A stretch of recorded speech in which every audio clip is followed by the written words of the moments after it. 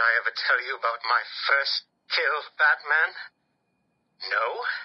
As I am sure you are aware, my parents were dead and I was rich. So rich I could have anything I wanted, but of course, all I wanted was them back. I now know that that was impossible, of course, that their death served a higher purpose. But back then, I had yet to experience the joy of cold steel cutting through warm flesh. I had no idea how I could save these people from the relentless misery of their existence. You should have stayed that way. Really? Then I'll stop now. Find another telephone, Batman. Goodbye. You made it. I think I will continue my story. I feel the need to talk, to confess maybe. I was rich and alone, but not for long, of course. I took to gambling, or maybe it took to me. If only I had been good at it. I may not be where I am today. As my life spiraled out of control, I desperately formed a plan to win back my parents' money and be happy again. It didn't work, of course. Plans like that never do.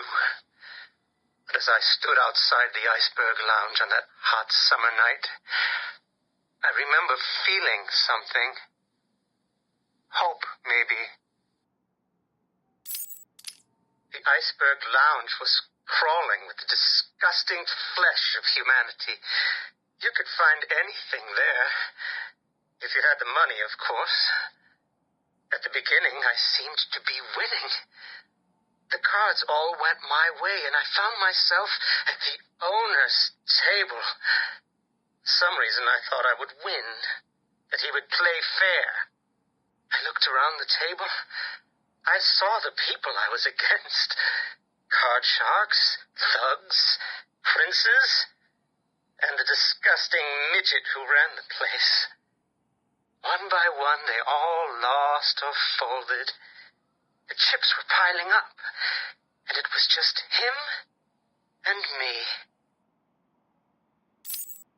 They called him the Penguin, even back then. He had both eyes, of course. That little accident hadn't happened yet. And both of them were looking at me when I put down my cards. 6 of clubs. 6 of diamonds. He looked scared. He leaned forward, and I could smell the cigar stench on his breath. The 6 of spades, and finally, the 6 of hearts. I felt good. And then he started laughing. He belched out smoke, and he put his cards down on the table. Card by card, my heart sank. A 3, a 4, a 5, a 6, a damn 7! Straight flush ended me there. I was lost and thrown out into the city to die, penniless. Can you imagine what it was like, Batman? I was numb. I'd lost everything, and I was alone, crying like a baby staggering through the streets of this city, until I found the answer that I had been looking for. I stood there on the Sprang Bridge, looking out at the sea. I felt the warm breeze on my skin, and it felt right. I looked down and imagined myself falling into the blissful arms of my mother. And then he appeared. He held out the knife and demanded my money. My money! Can you believe it? I looked into his cold, desperate eyes, and I saw something familiar. Something inevitable. I saw oblivion.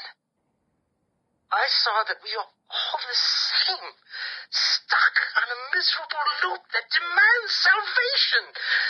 So I gave it to him. Can you imagine the vagrant surprise when I grabbed his knife from his hands? It was instinctive. It was beautiful. movement, I sliced out his throat and gave him the gift of salvation. It happened so fast, but I felt every joyous sensation. The blood sprayed over my face, and I saw what little life was left in his eyes leave. But then it was over. I felt lost. Like it had been meaningless, that no one would acknowledge my sacrifice. And then it happened. Without realizing what I was doing, I plunged the knife into my forearm and cut deep. It was incredible. I felt my body elevate to a higher place. It had become a temple